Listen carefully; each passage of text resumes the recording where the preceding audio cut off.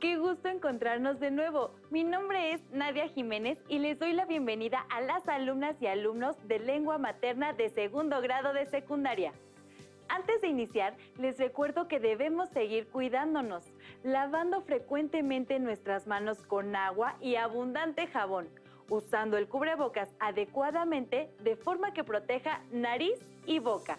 Y aunque juntos, guardar y pedir la sana distancia. La salud es lo primero. Además, ¿ya hicieron algo de ejercicio? Recuerden que hay que mantenernos en movimiento y saludables. Soy la profesora Mariana Velázquez Romero y claro que es un gusto encontrarnos por aquí en una sesión más de Lengua Materna 2. Hoy hablaremos de transformando leyendas en actos y escenas, es decir, convertirlas en un texto dramático con tales aspectos. Si queremos transformar una leyenda en una obra teatral para poder representarla, lo que veremos en esta sesión nos puede ayudar a lograrlo. ¿Listas? ¿Listos? Muy bien, pues iniciemos. En esta sesión, el aprendizaje esperado es recopilar leyendas populares para presentarlas en escena. Y el propósito es distribuir tramas en actos y escenas. También retomaremos el análisis sobre la estructura de la leyenda para adaptarla a un texto dramático con la finalidad de representarla. Así que tendremos que pensar en distintos modos de distribuir actos y escenas, así como los efectos que ellos tendrían al momento de elaborar el texto teatral. Los materiales que van a necesitar para esta sesión son su cuaderno y lápiz o bolígrafo para que puedan tomar notas. También podrían ayudarles a tener a la mano su libro de texto de lengua materna. Recuerden que todo lo que vean en esta sesión es para reforzar su conocimiento, así que les recomiendo llevar un registro de las dudas, inquietudes o dificultades que surjan durante la exposición de los planteamientos a observarse. Muchas de estas ideas las podrán resolver al momento de consultar su libro de texto y revisar sus apuntes. Seguramente, al ver una de sus películas favoritas, se han dado cuenta que estas suceden en distintos lugares. Las películas presentan la historia en varios escenarios, es decir, una recámara, una calle, una sesión de clases, una cueva, un panteón, por ejemplo, y los personajes transitan entre ellos. Pero esto no solo pasa en las películas, sino también en las obras de teatro. Nadia, ¿recuerdas alguna obra de teatro que te haya gustado y que sucediera en distintos espacios? Sí, por ejemplo, en El viaje de los cantores, del escritor mexicano Hugo Salcedo. La acción sucede en el campo, en una calle, adentro de un tren. Y cada vez que se cambia de espacio, el tiempo también cambia. Es decir, no solo una hora, sino incluso un día. Es muy común que a todos aquellos que les gusta escribir hayan presentado situaciones en las que las acciones suceden en varios espacios. Sin embargo, el texto dramático tiene otros elementos básicos que hay que considerar. Para empezar, el formato tradicional de escritura teatral cuenta con un planteamiento, un desarrollo y un desenlace. Pero escuchamos sobre otros elementos básicos de este particular tipo de escritura. Tercera llamada. Tercera. Comenzamos.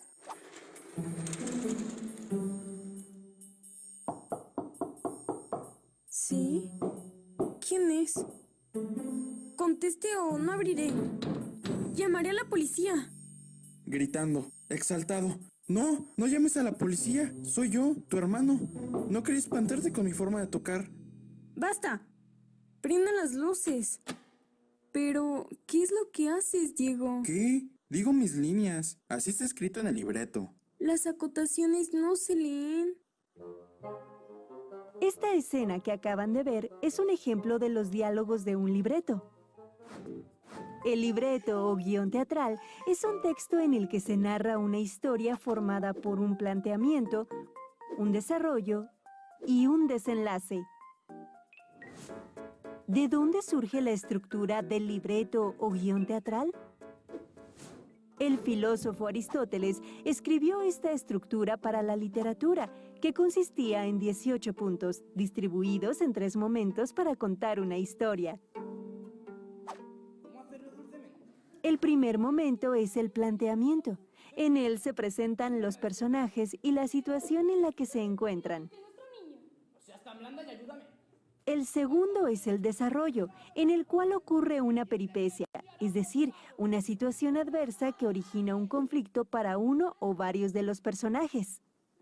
Y el tercero es el desenlace, donde se presenta una revelación que da fin a la historia. Puede ser una solución o un problema sin resolver. Lo importante en esta parte es que surge un acontecimiento que transforma la forma de entender la situación de los personajes. Un libreto o guión teatral es un texto que contiene los diálogos, las intenciones y acciones de los personajes, así como sus trazos en el escenario. También indica los detalles técnicos que los actores, escenógrafos, director, vestuaristas y demás miembros del equipo deben seguir para el montaje de la obra. Repasemos lo visto. El texto o guión teatral aristotélico, término que se le da por haber sido creado por el filósofo Aristóteles, está estructurado por el planteamiento, presentación de los personajes y su situación, desarrollo, donde se origina el conflicto, y el desenlace, en la que se soluciona un conflicto. Y ahora veamos si conocemos algo del tema. ¿Qué se imaginan que es un acto? ¿Qué piensan al escuchar la palabra escena? Vamos a buscar esas respuestas viendo un poco de teatro. ¡Corre video! Tercera llamada. Comenzamos. Gran señor de armas y pendones, cuya severa guerra y causa esta grey labradora no alcanza a comprender. Te suplicamos paciencia, así somos. Gente de tierra y temporal que se atiene al afán de cada día, sin más obediencia que la ley que dicta el cielo de las cosas que nacen, crecen, dan fruto y luego mueren. No te equivoque el celo de tu guerra. Lo que va diciendo el viento por la fronda es asombro. Asombro de verte aquí y no allá, sin acabar de entender qué es lo que más le gusta de aquí a un señor tan grande como tú, criado entre cortes y palacios, forjado entre cañones y espadas, cultivado entre libros y tratados. Muchas veces, las leyendas, cuentos y novelas han sido fuente de inspiración para el teatro. Ejemplos son las adaptaciones de las novelas Noticias del Imperio o Palinuro de México, del escritor mexicano Fernando del Paso. Fuente Ovejuna fue escrita en 1692 por el dramaturgo español Lope de Vega, quien se inspiró en una leyenda popular. El texto de Lope de Vega cuenta esta historia por medio de diálogos y acciones de los personajes. La obra está distribuida en actos y escenas. Los actos son las partes en que se divide la obra. Se definen por cambios de tiempo, espacio o acción y están marcados por la caída del telón. Las escenas forman los actos. Están determinadas, por ejemplo, por la salida o entrada de los personajes, o por acciones que concluyen. Los dramaturgos se inspiran en ocasiones en sucesos históricos para los argumentos de sus obras. Bien, entonces tenemos que los actos son las partes en que se divide la obra. Se definen por cambios de tiempo, espacios o acción. Y los actos se dividen en escenas, que pueden estar determinadas por las salidas y entradas de personajes o por acciones que concluyen. En el video nos mostraron un fragmento del montaje de la obra Fuente Ovejuna, escrita por el dramaturgo Lope de Vega, quien se inspira en una leyenda popular para crear su texto teatral. En esta obra del siglo de oro español está escrita en 3 actos. Ahora veamos qué es un acto. es la división principal de la obra de teatro, es decir, la parte en la que se divide. Por medio de cada acto se especifican los eventos más significativos de la historia que se enmarcan por cambio de tiempo, espacio o acción. En la antigüedad, las representaciones de las obras de teatro duraban hasta 4 o 5 horas y entre acto y acto se daba un pequeño descanso que el público aprovechaba para descansar o comer algo, y los actores lo usaban para hacer los cambios de escenografía o vestuario. A este descanso se le conoce como interludio o entreacto. Actualmente es más común que se le llame intermedio. En el teatro contemporáneo ya no es común usarlo y la mayoría de los textos teatrales se desarrollan en un acto único. Ya que hemos visto algo de cómo se estructura una obra de teatro, volvamos al propósito de esta sesión. ¿Cómo transformamos una leyenda a un texto dramático con actos y escenas? Recordemos que las leyendas son en general textos cortos, así que podemos pensar que podrían representarse en un solo acto con diferentes escenas. Me parece que así lo podemos hacer, pero antes conozcamos más sobre las escenas. A la vez, los actos se componen de escenas. Estas se pueden determinar por la salida y entrada de los personajes o por acciones que concluyen. Una escena puede ser larga o corta de acuerdo con la idea o deseo del dramaturgo, y estas pueden tener una gran cantidad de personajes o acciones. Por ejemplo, si el personaje principal sale de su habitación gritando y después regresa a su habitación, pero ya hay otro personaje ahí, se da el cambio de escena. Pero si este se queda en el mismo espacio y solo entran más personajes, se le denomina secuencia escénica. Veamos un breve ejemplo para aterrizar qué son las escenas y qué son los actos. Como vemos en este sencillo ejemplo, cada vez que hay un cambio de espacio, parque, casa de Ana, trabajo de Francisco, cambiamos de escena. Bien, podría ser divertido que ustedes en casa inventen las nuevas escenas y actos de esta obra. Profesora, entonces, ¿cuáles son los pasos para transformar la trama de una leyenda en actos y escenas? Para poder transformar una leyenda en actos y escenas, primero debe tener claro cuál leyenda van a utilizar. ¿Cuáles conocen bien? Luego, deben hacer un análisis de texto donde localicen el tiempo, cuándo sucedieron los hechos, el espacio, dónde se desarrolla la historia y cómo es, los personajes, quiénes son los principales, secundarios y ambientales, e identificar sus características físicas y psicológicas. Necesitamos definir el quién es, dónde y cuándo se desarrolla la leyenda para empezar la adaptación a una obra de teatro. Así es. Y definiendo el tiempo y el espacio y los personajes, con esto podemos lograr estructurar una sencilla obra teatral. Es importante que antes de dividir nuestra adaptación en actos y escenas, tomen en cuenta su extensión. Si es larga, ver en cuántos actos la pueden dividir, y si es corta, leer bien el texto para colocar el número exacto de escenas y no omitir ninguna acción importante. Entonces, profesora, si la leyenda es corta y toda la historia se desarrolla en el mismo espacio y tiempo, ¿solo tendría un acto? Exacto, porque no tendría la necesidad de hacer un cambio significativo de espacio y de tiempo, que en la puesta en escena significaría cambio de escenografía y vestuario. Después de seleccionar la leyenda y haber elaborado el análisis, iremos estructurando los actos y escenas.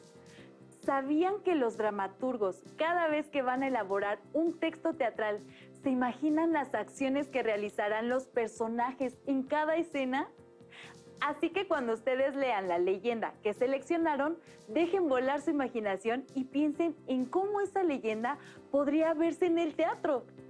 Algo muy importante en qué pensar es que las obras de teatro finalmente van a ser representadas con actores, por lo cual es importante pensar bien cómo serán, cuál será su personalidad y lo que expresarán con su voz y sus movimientos. Lo que nos mencionas, Nadia, es muy importante. Vamos a brindarles una herramienta muy útil para que puedan organizar su adaptación. Observemos la siguiente tabla para distribuir los actos y escenas. Primero, deben colocar el título de la leyenda que seleccionaron. Después, el número de actos en que dividirán la leyenda. En la primera columna van a colocar el número de escenas. En la segunda columna, los nombres de los personajes que van a intervenir en cada escena. Y en la tercera, la acción que estarán realizando los personajes en esa escena. En esta tabla les será de gran utilidad para hacer la estructura de las leyendas en actos y escenas. No olviden que es importante que la tengan bien leída para que así puedan trabajar su adaptación. Claro, vamos a trabajar con un ejemplo para ver de qué mejor manera pueden usar la tabla que vimos hace un momento en pantalla. ¿Qué les parece si partimos de la leyenda El trailero de la carretera, la cual ya hemos distribuido en actos y escenas? El trailero de la carretera. Acto 1, escena 1. Personajes. Francisco. Situación. Sufre un accidente en la carretera. Escena 2. Personajes. Francisco. Situación. Trata de regresar con su esposa, pero no logra salir de la rumorosa. En estas dos primeras escenas podemos percibir quién es nuestro personaje principal y qué le sucede. Escena 3. Los personajes son Francisco y un joven trailero. Y la situación es el encuentro de Francisco con el joven a quien le entrega el dinero para que se lo dé a su esposa. Escena 4. El joven y la esposa de Francisco. El joven busca y encuentra a la esposa. Ella le revela que Francisco lleva 5 años muerto. Casi al final del desarrollo se va a presentar el clímax de la obra. Este aspecto es clave en la escritura de una obra dramática, pues el clímax es el momento culminante o de mayor intensidad. Podemos decir que las escenas 4 y 5 que veremos a continuación cumplen ese propósito. Veamos cómo termina la historia. Escena 5. El joven trailero y Francisco. En esta, el joven llega a su casa y se le aparece Francisco para darle las gracias. Escena 6. El joven trailero y 3 amigos. En esta, el joven se entera de que Francisco se le había aparecido antes a varios hombres y por no haber cumplido con su misión, se le secó el cuerpo. Final. Se apagan las luces y cae el telón. ¡Vaya! Es cierto que la escena 5 es un momento climático, pues se le aparece el muerto. Recuerden, esta es la situación principal, pero el truco para hacer una buena obra de teatro es sumarle algunos detalles. ¿Por qué Francisco teme que le suceda lo mismo que a esos hombres? Así es. Como observaron en el ejemplo, para hacer la distribución de las escenas, se rescataron los elementos más sobresalientes de las leyendas para así marcar las escenas.